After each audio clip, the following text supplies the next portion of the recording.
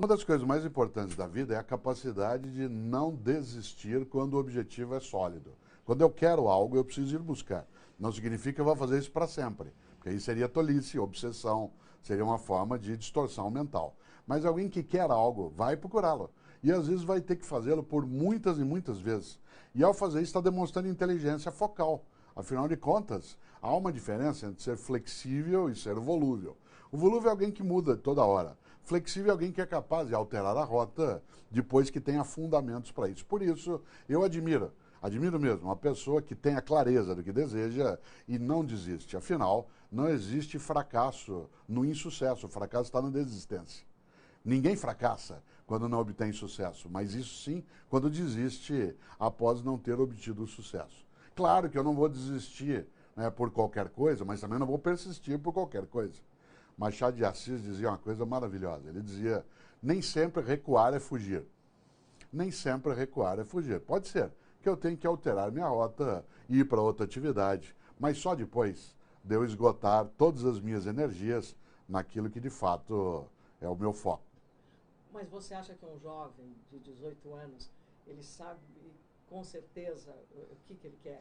Nenhum de nós sabe o que quer com toda certeza em nenhuma fase da vida. A gente tem expectativas e a experiência de vivência vai oferecendo alguns caminhos, talvez, com os quais a gente mais se habitue do que, de fato, tenha clareza em relação a eles.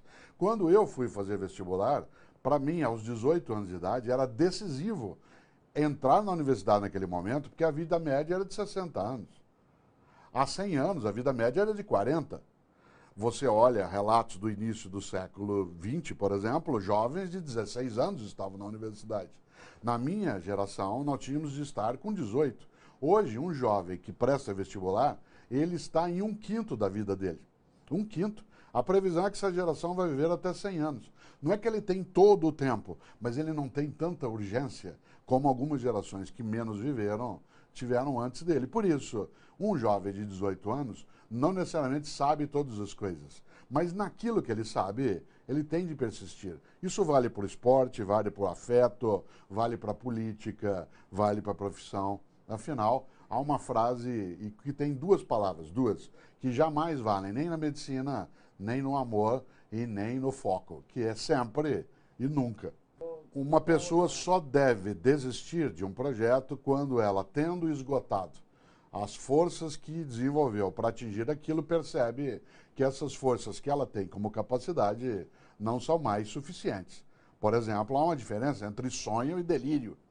Uma pessoa que sonha com algo, ela tem um desejo factível.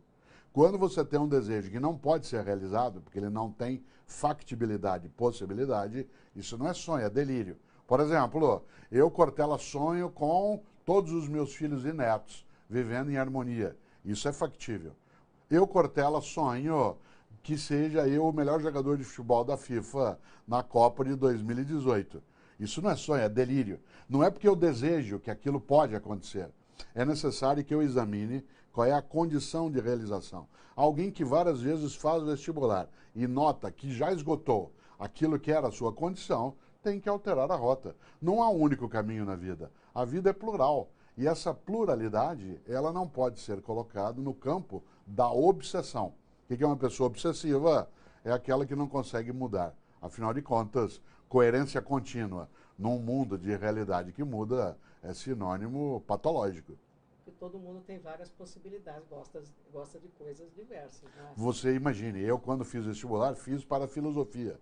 E a carreira que eu ia seguir era a carreira religiosa. Eu entrei numa ordem religiosa, que era a Ordem Carmelitana Descalça, tinha 17 para 18 anos, fiquei 3 anos nessa atividade e, estando na universidade, mudei de rota. Fui para a atividade docente. Isso significa que a alteração da vida, ela não é algo fora da nossa condição. É um sinal, repito, de inteligência. Alguém que está num caminho e percebe que esse caminho ele não renderá aquilo que se deseja, precisa dele mudar, senão é tolice. Eu tenho um critério. Eu acho que uma pessoa está pronta. Uma pessoa está pronta para mudar de rota quando ela tem os senões para seguir naquele caminho em número maior do que as razões.